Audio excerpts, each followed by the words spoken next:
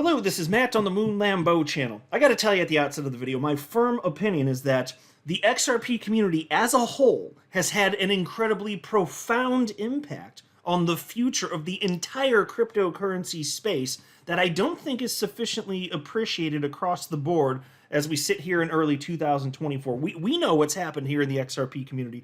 We know what happened with the SECV Ripple case. We know exactly the degree to which our community had an incredible impact in resulting in just getting a positive outcome in July. Judge Torres declaring that XRP itself is not a security. Attorney John Deaton, representing over 75,000 XRP holders. It's incredible. It can't be overstated the importance of that, because every single case after that is looking back to the SECV Ripple case and using that as some form of precedent, even if it's not some sort of legally bound precedent, just kind of directionally taking note of what's happened there. And actually both are happening, frankly. And so take a look at this headline. Bloomberg analyst estimates there's a 70% chance Coinbase wins motion to toss SEC lawsuit. So folks, the SEC been on a bit of a losing streak in the world of crypto lately for the most part.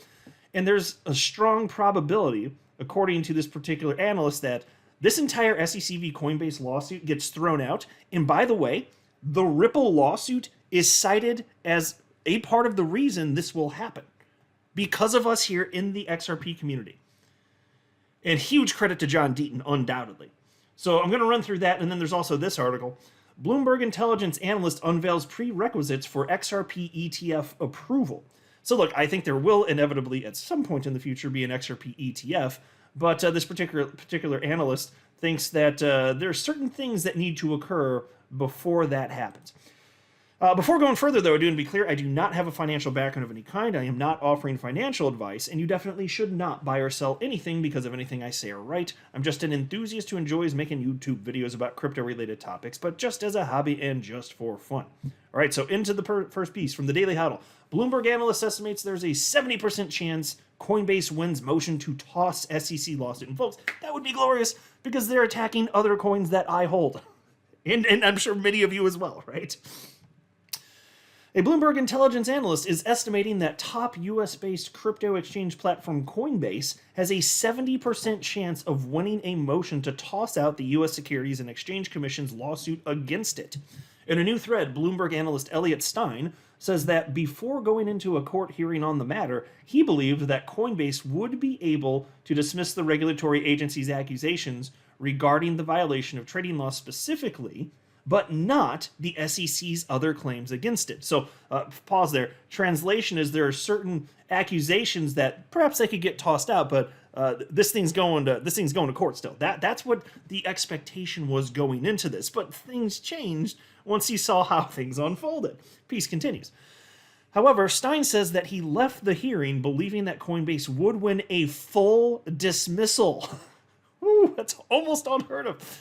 According to Stein, the reason for that is because he found Coinbase's definition of investment contract more compelling compared to the SEC's, a fact he believes will also defeat the regulator's other claims against the crypto exchange. And here's the quote from Stein. Coinbase 70% likely to win. Coinbase is likely to win this motion, we think. The judge wanted a limiting principle to the SEC definition of investment contract that wouldn't encompass collectibles. And so, folks, you've probably heard the arguments. If you apply the Howey analysis, the way that the SEC is trying to have it applied in the world of crypto, including the case with Ripple, if they won and it were applied that way, then trading cards would be securities, right? You know, the Pokemans out there. Those are those cards. I've never done the Pokemon thing. I know it's Pokemon, but I've never done that thing. I'm sure many of you listening have played the Pokemon stuff, but that would be, you know, hell, oranges would be, frankly.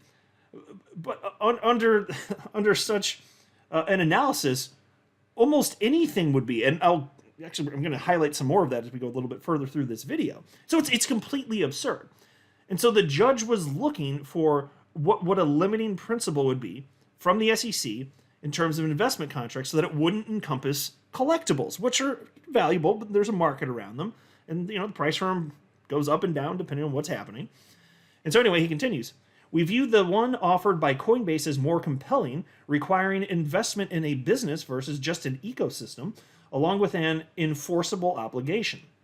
As the Ripple ruling in July suggested, sales of digital assets on public exchanges don't fit neatly into the Howey test for what constitutes an investment contract. Even if the case survives, it likely reaches the Supreme Court, which we think will narrow Howey. Coinbase's definition of investment would also beat the SEC's staking claim. And Coinbase had good arguments that the SEC's allegations don't sufficiently plead that it was performing broker functions, end quote. And so look, the SEC's on the wrong side of the history. They're out over their skis. They're in a heap of trouble. So that's why they're saying here, basically there's a 70% chance that the SEC is screwed. And good. They should be. These are disgusting monsters as far as I'm concerned, pulling this nonsense. Speaking of ecosystems, right, and applying it to Howey, look at this post from Bitcoin Archive on social media platform X. Bitcoin hash rate hits an all-time high 500 exahashes. And then he said, in quote, backed by nothing, with a little curious-looking emoji there. And it shows the chart for those of you who care to look at the screen.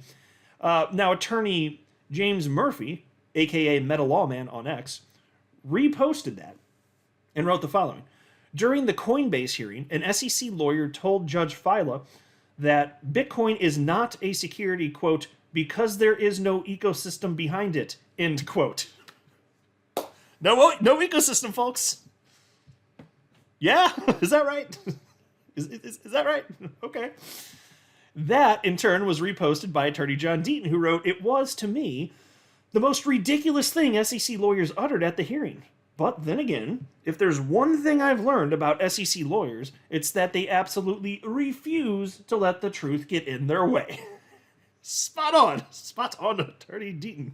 Oh, they know that they're lying sons of bitches. They absolutely know. That's why they're absolutely hell spawns. Spawns of Satan, so far as I'm concerned. Winged creatures. They do not care about truth. They don't care about the investors they're sworn to protect. It's just whatever it takes to win. And so they're trying to trick they're literally trying to trick judges. I firmly believe that's the case. They do not believe the crap they're arguing. They're just doing it. They just want to win. It's a jurisdictional land grab. There you go. Then you have this from Stuart Alderoty, who, of course, is Ripple's chief legal officer, and he wrote the following. If the SEC, during the Howey oral argument, had told the Supreme Court that folks were investing in an ecosystem of oranges, they would have been summarily thrown out of the courtroom. The SEC has strayed so far from the law, it would be laughable if it weren't so sad and damaging. Yeah, spot on. And by the way, Paul Grantwell, then, this is the chief legal officer for Coinbase. He has another example here. He reposted that from Stuart Alderoty and wrote, and I love this because it's just another perfect example. 1,000 times yes. If tokens access to ecosystems without any access to enterprise income, profits, or assets makes them securities, somebody better warn Taylor Swift fans before they buy that ticket or t-shirt. Of course, whoa.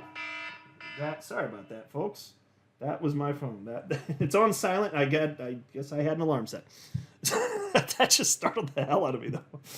And then he says, of course, neither the tokens nor the tickets are securities. No one seriously believes otherwise, but that's the inescapable result if the commission's is adopted. Yeah, and so obviously this is a bunch of silly nonsense, and none of this should, frankly, and I think we all agree on this should not go forward.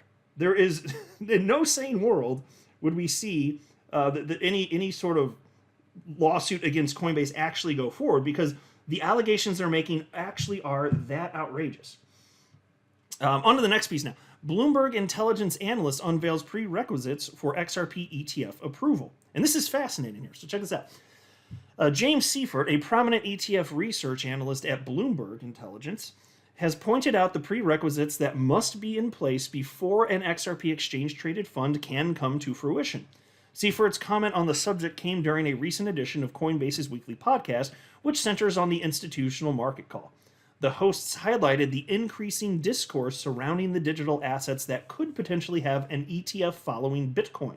In particular, they inquired about the prospects for XRP, considering its established regulatory status in the United States. James Seifert indicated that the short answer is not anytime soon, and that's a quote, not anytime soon. Which, by the way, I agree with, but he has additional insights because he's in the industry. He understands the types of things that would have to pass first, have to occur before any sort of institution would move forward with this.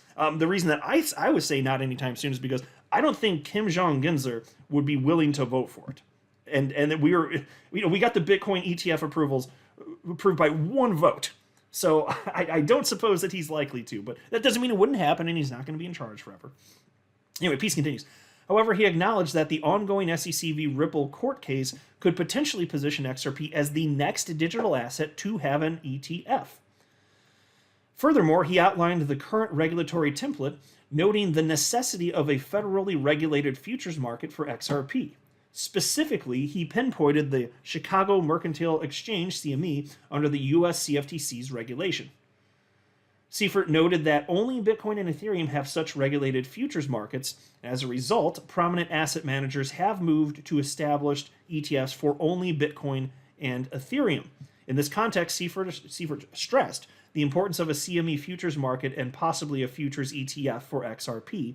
He speculated that the SEC might require a futures ETF or allow direct spot trading for the asset. And so, folks, that's something that the average person like myself and probably the vast majority of you wouldn't have known, and for good reason. Like we don't live in that world.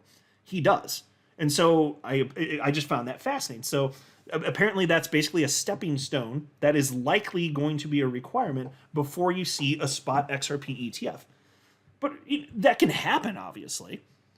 It seems more likely that would get approved before a spot XRP ETF anyway, right? Anyway, Peace continues.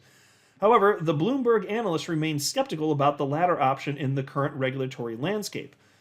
Moreover, Seifert suggested that a literal act of U.S. Congress might be needed to address the market structure for other assets apart from Bitcoin and Ethereum. He highlighted the ongoing SEC court cases involving Coinbase, Kraken, and others, expressing the need to monitor how these cases would influence the classification of digital assets as securities. Nonetheless, despite potential positive outcomes from the court case, the Bloomberg analyst remained doubtful about the SEC's approval of an XRP ETF in the near future. He cited concerns about XRP still being classified as a security by the SEC. He may not be as up to date in terms of the legal stuff.